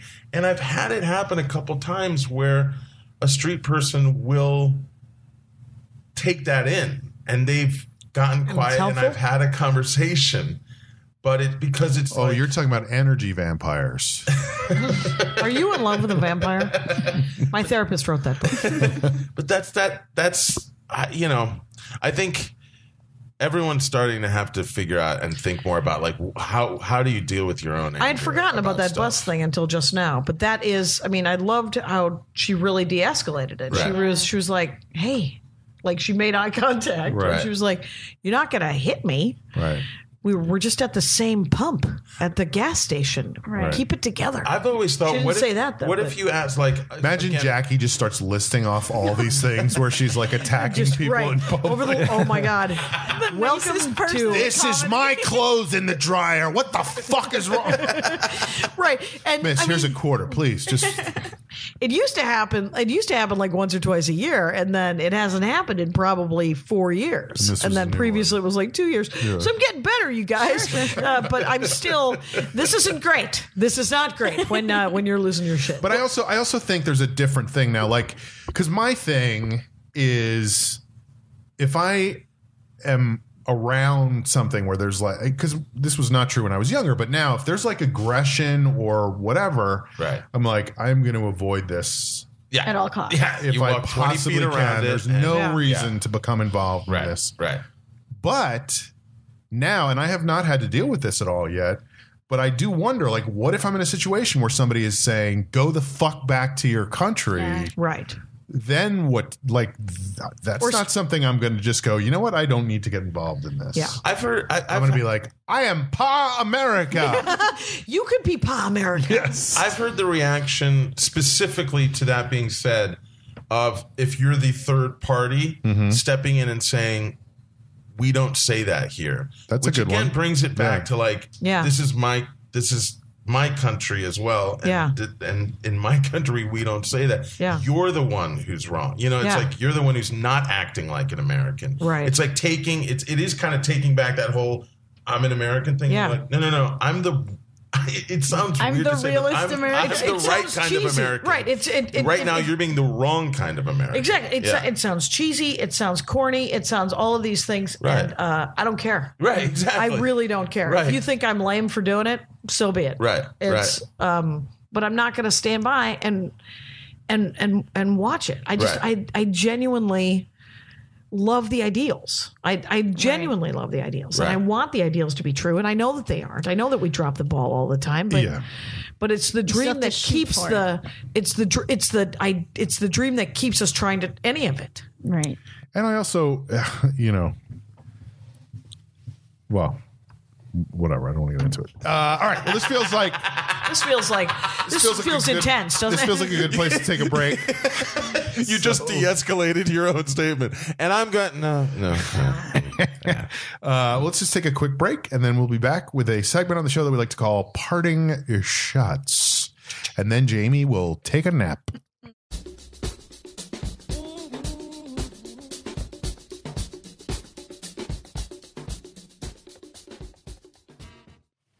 We're back. You're listening to The Long Shot. It is a podcast. I'm your host. My name is Sean Conroy. We are at a segment in the show that we like to call Parting Shots. And I guess today, because we're in Parting Shots, let's start with me. And this is stupid. This is like such a dumb, probably a thing more that will end up being a stand-up bit or whatever, or maybe not. But I was watching TV yesterday and I saw a commercial, which I've probably seen hundreds of times before, but it just hit me really hard all of a sudden, which was it's two women and one of them's looking at her phone and she goes, "Ah," and the other one goes, "What's wrong?" And she goes, "I just got charged for credit monitoring again." And it's one of those commercials for like credit, creditmonitoring.com or whatever, freecreditcheck.com. And I was like, who the fuck is sitting around checking their credit all the time and getting charged for it and going, "Oh, no, again. Like, what a stupid premise for a commercial. I feel like there's a totally different way to get into it. I don't know if I've ever checked my credit. Well, that's the thing. When 99% of people know my credit is bad. Yeah. Like, why would I look at it? I don't have good credit. Hey, Bob, you want to see those crime scene photos again? Boy, that was a brutal murder. Well, but it's because they sell for $4 a month or something like that. They can get old people to pay them. You're like, we'll keep track of your identity theft and your credit rating and your all. I these. guess there was a time also when people were much more attentive to that type of thing. Right. Like my mother always talks about one of her law partners who, because she'll say to me, like, how much is being taken out of your paycheck for state taxes or whatever? I'm like, the fuck should I know? You know? What box is that? And she's like, Larry Fay knew to the cent on every paycheck what was being taken out for this, what was being taken, So there was a time when people really paid attention to that stuff. And maybe there still are people like that, but I don't know any of them. And we probably should be. Like, I feel like there's so many instances of like getting shorted on pay, but you're like, it's direct deposit. Like, who knows? Right. Like, But also for me, it's kind of what you're saying, which is like, I'm fucked. I know I'm fucked. So why do I want to know that more than I already know that? Because there is no longer a generation that uses checkbooks. Right. I always remember seeing my mom and my aunt like balance. I still Balance their send checkbook. checks, but I do not balance my checkbook. No, because you could go online and see what your balance is live. No, I'm just saying I don't balance my checkbook. Okay. It's like when my aunt says, like, "Oh, you should do the online banking. It's so easy." To be like, I don't have money. It's like to see I have no money, Check cashing places are great. No. No, they aren't. The first year I lived here, I had one until Jennifer McLean, who's a friend of mine, was my roommate. She was like, "Jesus, get a bank account." And I was like, "Oh, okay." I don't know why someone had to say it out loud, but someone did. Someone had to say it out loud. Of course, they're so fucked up. I mean, my grandfather used to call them banks for poor people because They're it's like that's all it is. a ripoff of 6% of your income. It's one of the fundamental fucking flaws of this country that anything money related, that they will go the hardest after the people who have the least. any, Yeah. But that always is insane to me of like your check bounced because you don't have enough money in your you owe us account. more So money. we're going to charge you $30 because you don't have money. Right. It's the company store, It's the worst. Right. Banks make over half of their money on late fees and check. Banks make over half their money on late fees, and I don't know if you could hear what Andrew was saying. But yeah, it's all profit for them to charge people for every little fucking thing. I can't stand anybody who works for a bank or ever has. Speaking of which, let's go next to Amber. It's almost been a year, baby. Wow. I've been free. Nice. My parting shot is nice and light and airy after what we've been talking about. Weirdo Weapons, is that correct? Yeah. They were kind enough, Jamie's friends, they sent me in the mail, which was such a delightful surprise, the Bon Me socks that they were talking about in the episode. I was like, I want Bon Me socks. So they mailed me some Bon Me socks with a handwritten note, and it was such a sweet treat. What a fun thing and a kind thing. Vietnamese sandwich socks? What's happening? It's just I think it's called Ban Mai. It's bun me. I'm pretty sure. Pho. I love to go to Just places and go. No. I always go up and go, can I get a Ban Mai? And they're always like, oh, it's Ban Mi. it's just socks that have little pictures of banh mi. Sandwiches. Yeah, Okay, yeah. nice. So support them. They've got great pins and socks and stuff, and they're cool. What are they called? Weirdo Weapons. And where's their website? I think it's weirdoweapons.com, but I also found them on Instagram really easily. And I posted a picture of my Bon Mi socks and I tagged them in it so you could find them through that. And way. how close of friends are they to Jamie? They're Jamie's best friends. Both of them. Yeah. They are. I will say, Eric in particular is as far Closer friends? No, but they're both equally best friends. Okay. Do you traditionally have a great deal of best friends? It just recently came up with them in Sean's particular. obsessed with him like stacking the order of who's his closer friend, and it's really funny. He has these two guys that are both his close friends, and I spent the whole episode Being last like, week "But trying to which one's decide your which best one was his best friend. They're both great, but he's gotten so much joy in the last couple of years of just sending things to people in the mail, It was sending a treat. gifts, and Yeah, who unexpected gets anything in the mail anymore? It's Unless really you, exciting. Like, order So it exciting. Unexpected yeah. And it was so sweet. But yeah, he's just actively thinking about people that might want to get something in the mail, whether it's something he made or not. Like every once in a while, I'll just get like a new pin that he made. That Yeah, more often. yeah. But We shall send things more. My dad wants cash. And by the way, so long shot people, doesn't? send your addresses to us, wait, what? Jamie at jamieflam.com. and maybe one day we'll get our shit together and send you something. Sure. Jamie at Jamie's gonna have a spreadsheet Jamie of at- listener at- addresses. I already have it. I swear. Jamie. Yeah, send us your Social security number. any info on you that you feel might be relevant. picture your dog. Picture yourself in a boat on a river. Joe, parting shots. I had a Bon Mi sandwich. No, did I get it wrong? Yeah. Bon me. Oh, okay. I believe it's Bon. It's Bon. No. All right. I had one yesterday. It's delicious. I love Oh, it. it's so good. Yeah. I'm hungry now. They're very good. Let's see. What else? I love Sean's coconut candle in the bathroom. Pretty sweet, huh? Tropical Dude. experience. going to Spare that bathroom. no expense. Smells beautiful in there.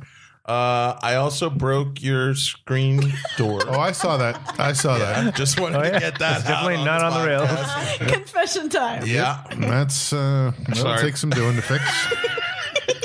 Get out the old wrench set.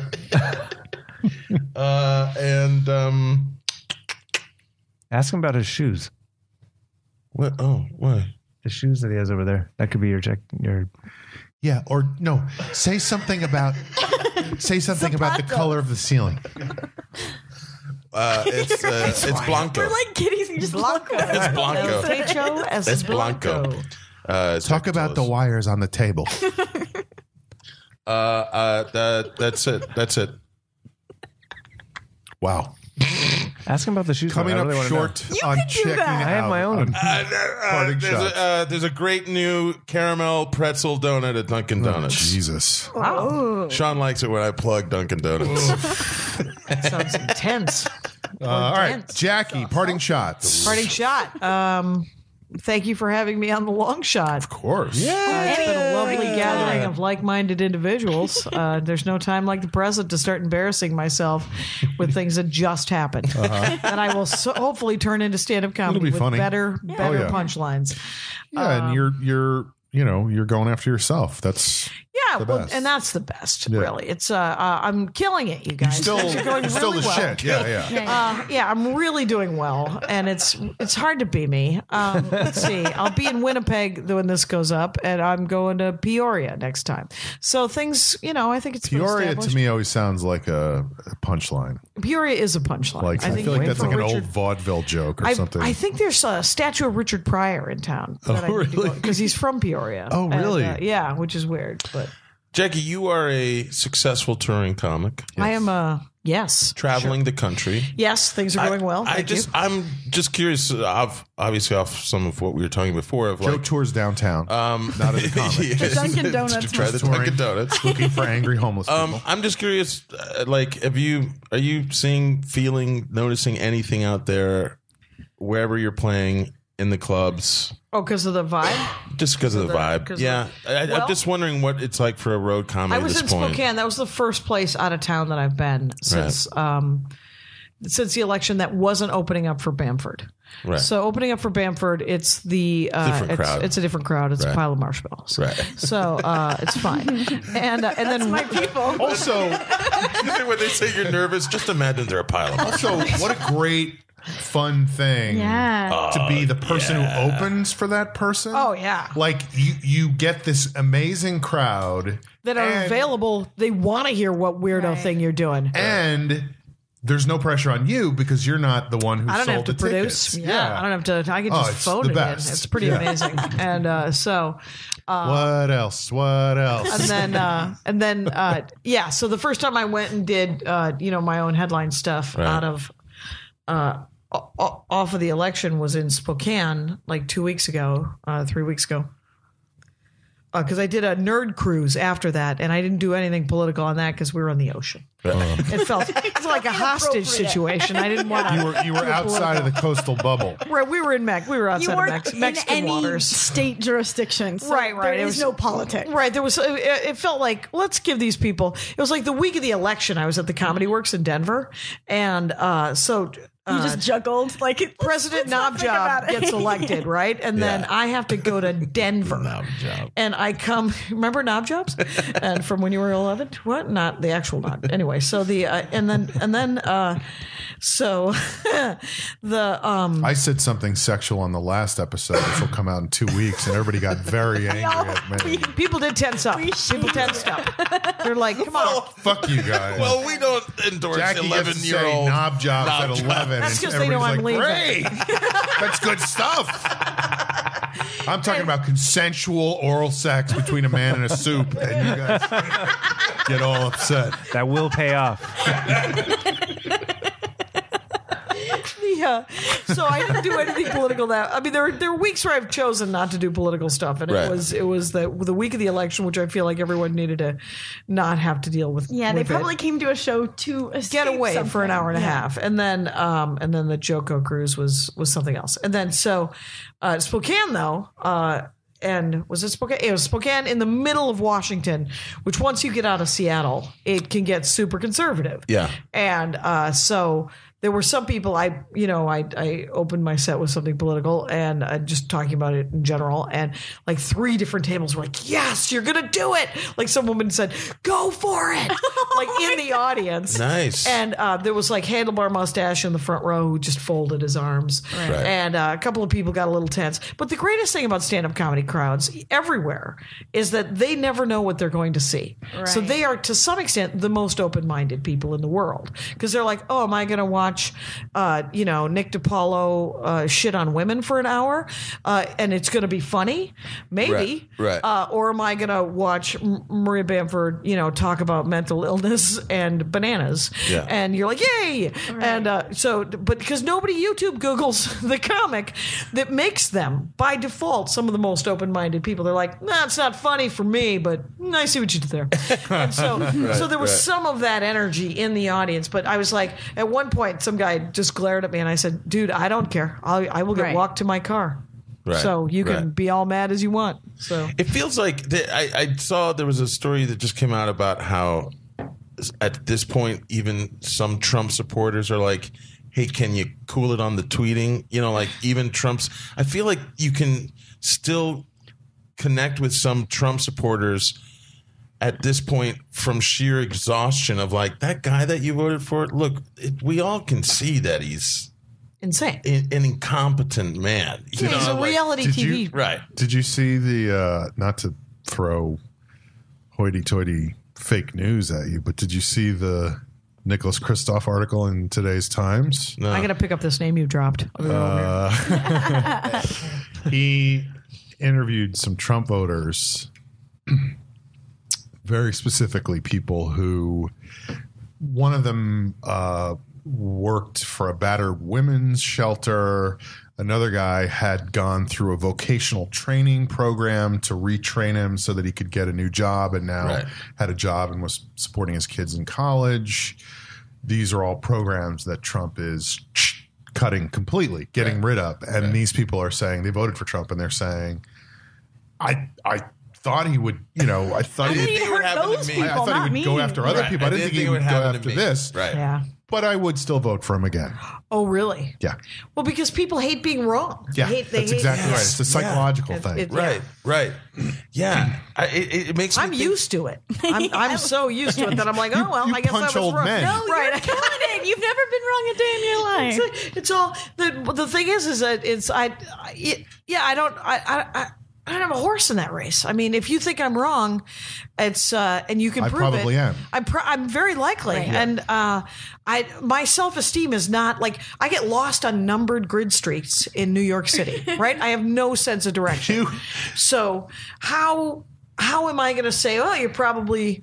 I'm like, oh well, I should rethink. If you tell me I'm wrong, Yeah. you are saying it to me 1 million less times than I have said it to myself. Yeah, right, right. And if you have facts, Right, oh my God, right. you got all kinds of hope. right. I'm just beating myself up over here. I think that might be a way of approaching maybe some stand-up in that way of like a stand-up can say to an audience like, hey, we all get fooled. Like we all I've been fooled. I've been tricked. I mean, Yeah. the vulnerability of a stand-up as far as self-examination, I think that's where you can build the common ground to like, I'm not saying If you can write that joke could build a bridge. right. Because it's like I'm not And saying that sounds hoity-toity as well, but No, but- Nicholas Kristof real. says, Yeah. Yeah, because it's one thing to say you're an idiot. It's also then you say I've been an idiot too. I mean, I'm not. That's not going to be the one thing I use to define you. But if you're not looking at where we're at with this guy at this point and not seeing, I think there's a lot of people that are still not. I know, but more stories are coming out of people. Fool who are- me once, shame on you. Fool me twice, won't get fooled again. But the things are just starting to happen enough, changes, executive orders, all these things that are just starting to affect some people, or the people that it is going to affect are saying, oh, this is going to hurt me or impair my life in some way. It's just starting. where those What people amazes are turning. me, and I will get to you in a second, Jamie, so be ready. What amazes me is, and this is just my personal opinion, looking at the decisions this president has made in every respect, whether it's hiring people, whether it's how to speak to other countries, whether it's executive At every orders, like every single decision. If I looked at a list and I said, what's the worst possible decision he could make, that is the decision he has made. Right. And I know that's me, that's my personal thing, but I really feel like he has, it's amazing. It's like, what is the worst, it's like if you go to Baskin Robbins and you get the peach cobbler ice cream, like what was the worst, no, bubblegum ice Oh, cream. yeah, that's rough. as an adult. As an adult. Right. Yeah. What is the worst possible decision you could make? So my dad, who's 79 years old and by no stretch of the imagination a liberal, a mosque just opened about a year ago in South Milwaukee, Wisconsin. And so I call him up and I was like, how are people handling the mosque? It's an old Catholic church that's been deconsecrated. And now it's a mosque and a school. And my dad he was like, well, Most people get it. Just means the place is going to be crawling with lapsed Muslims in 100 years. And I was like, oh my God, that's exactly the point. Right. That is exactly the point. It's America. Right. It doesn't. Unless they institute, as they have in many parts of the country now, Michigan and other places, unless they institute Sharia law, which is what they've been doing. Right. Well, and my thing is like, you're going to go to a picnic and you're going to have to ask some lady if there's mint in the Jell-O salad. That's going to be that's how your life is going to change. Right.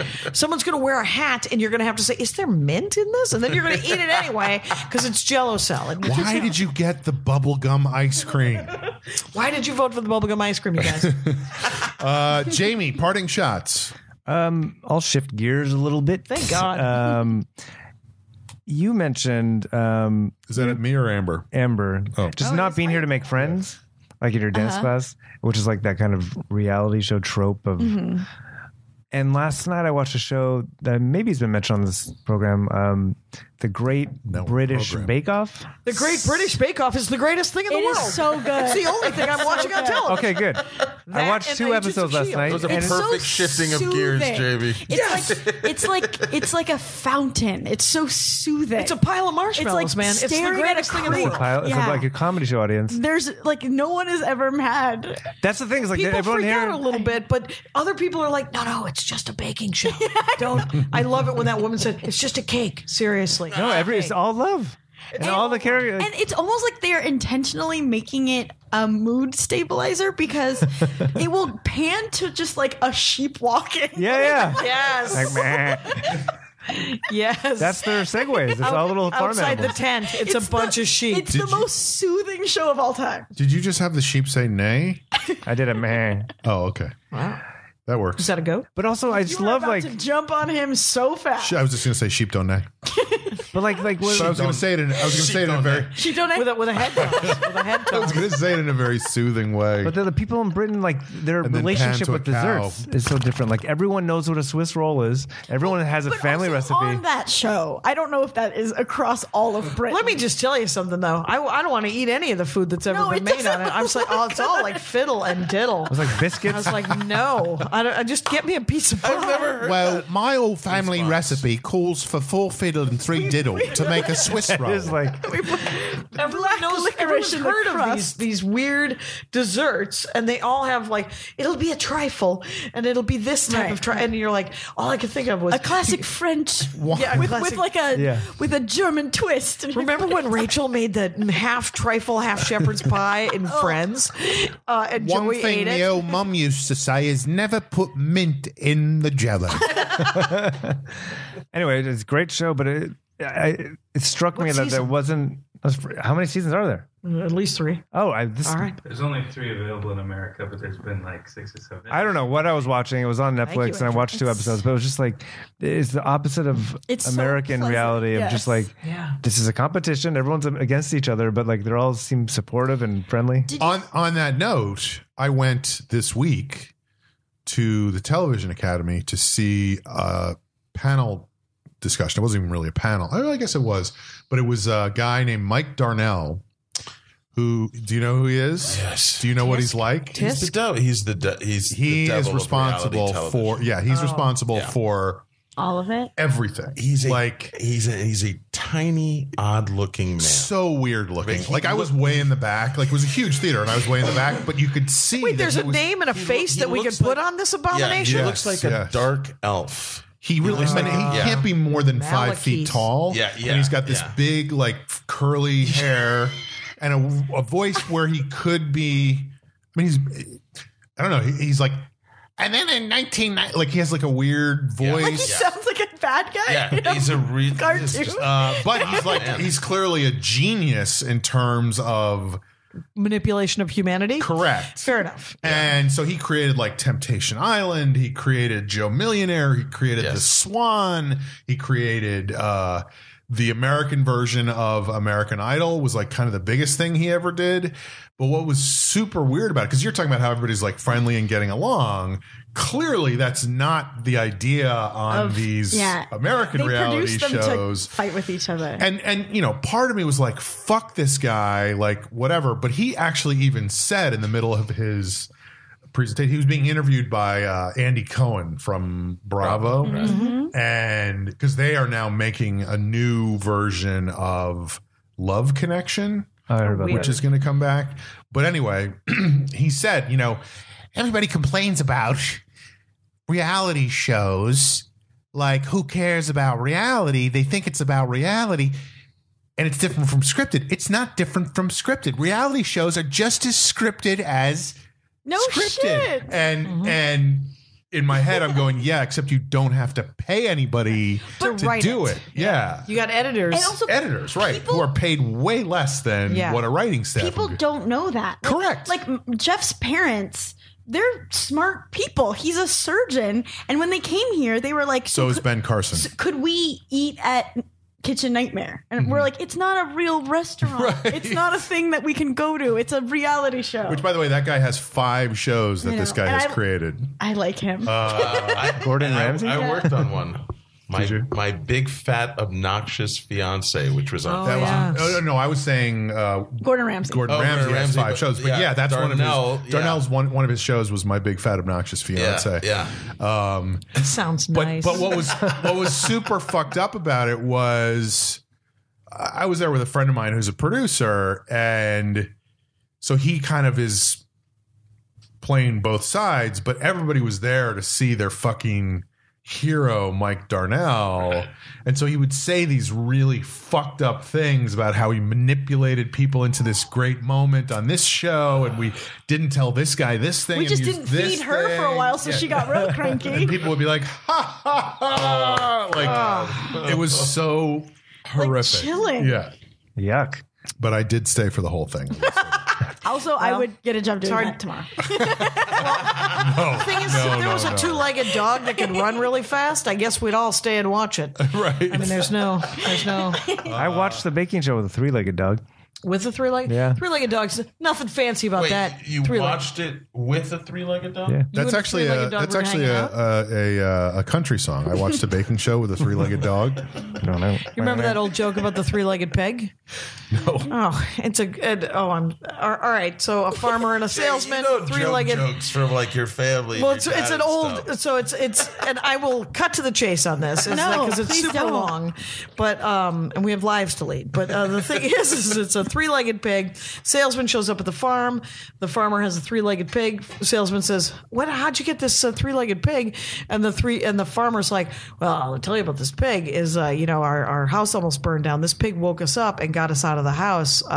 It saved our lives. He was like, oh, did he lose the leg during the house burning? He's like, no, that didn't happen. He's like, oh, how did he lose it? Well, let me tell you about this pig. Is he saved my daughter from down the well, came and got, there's like a Right. bunch of them, right? Right. So at the end of it, the salesman's like, the hell with the three, how did it lose its leg? And he goes, well, pig that great, you can't eat it all at once.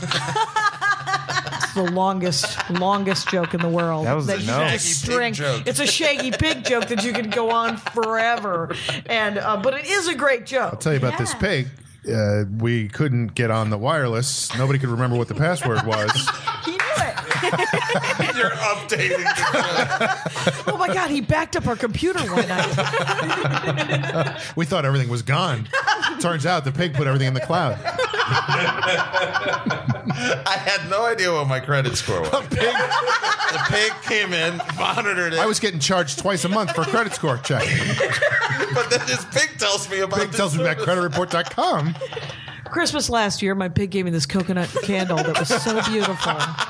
He's just thoughtful Now too. the That's the bathroom important smells like a beach. Go ahead, Jamie. So I also this Friday I have my first show I'm producing at the nice. Improv. All right. So come to that if you're listening. Who's on the show? Called. I don't know yet.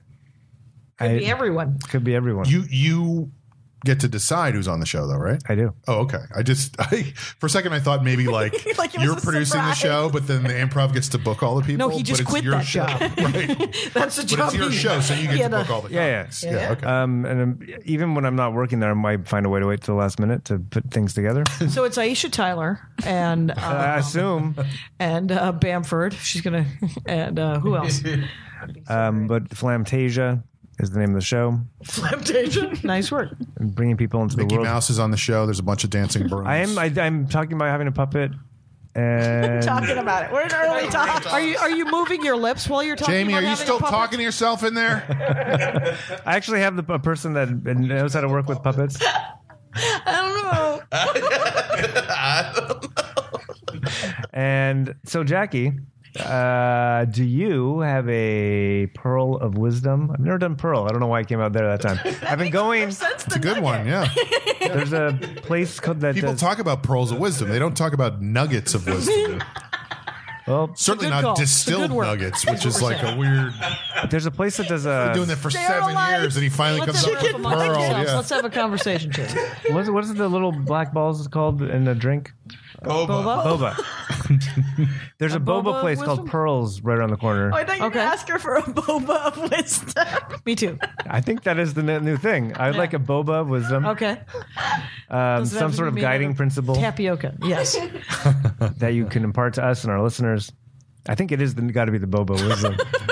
So there's no hitting. I think you clarified the thought, And then you made and then it you confusing. muddied it again. All right. What's the muddy? Describe JP.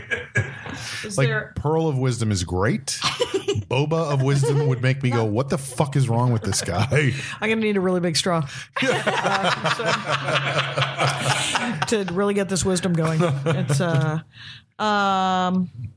I met this woman who, a producer lady who, accidentally told people that she had had a girlfriend at one point, and now she's engaged to a man.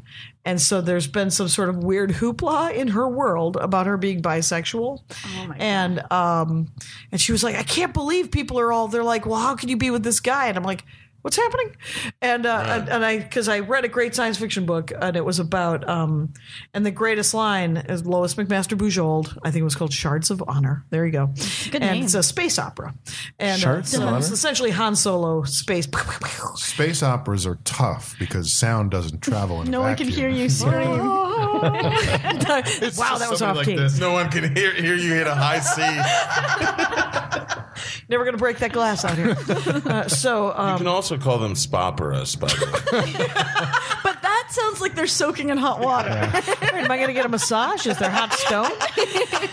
Anyway, so the best definition of bisexual when you're in a relationship that I've heard in ever is somebody said to one of the characters, he's bisexual, and she said, sure, but he's monogamous right now with me, Right. And that was the whole, and so that is the nugget of wisdom that I was able to impart to someone else this week. Nugget, we went back to nugget, a boba of wisdom. fun to It's okay Classic. for you to do it because That's it means a you classic. understood and Yeah. processed and are putting it back out.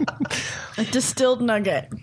It is a distilled nugget. That's great. Thank you. So you're going to be where this week?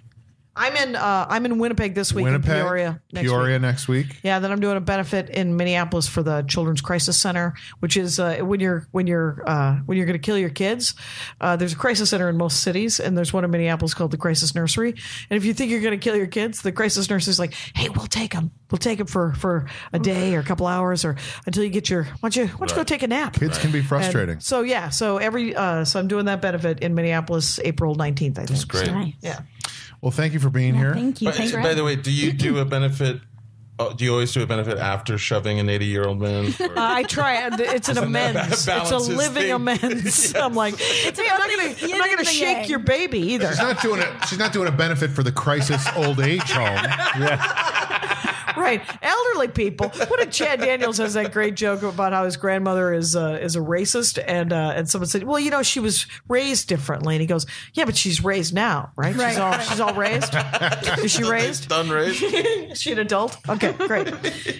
Folks, this has been The Long Shot. Oh, can we plug Jackie's podcast real quick? Sure. They're a great podcast. Dork Forest. Dork Forest. Which you've been doing for 11 years. 11 Oh my years. God. That's insane. Ground floor is something that doesn't make any money, you guys. Get in there. Yeah, but DorkForest.com. we're there. Oh, yeah. You have an amazing fan base. Too. Yeah. So the Rangers, it's they call themselves Rangers of the Dork Forest. I love it. And then I'm also a big fan of Jackie has another podcast with Lori Kilmartin. Yeah, Jackie and Lori show where we literally just bitch about stand-up comedy. Yeah, it's Lori if Kilmartin and I. you are a stand-up fan or a stand-up and you want to hear two veterans who know everything about the business and make it really really funny to talk about and complain about justifiably every time. So funny. I know we have to a great finish, show. but now that you brought up Lori, I want to say one more thing because I saw Lori on a plane. We were both flying to New York at the same time, and she was flying just to do a show out there. I was flying to go to a football game because I have my priorities in order.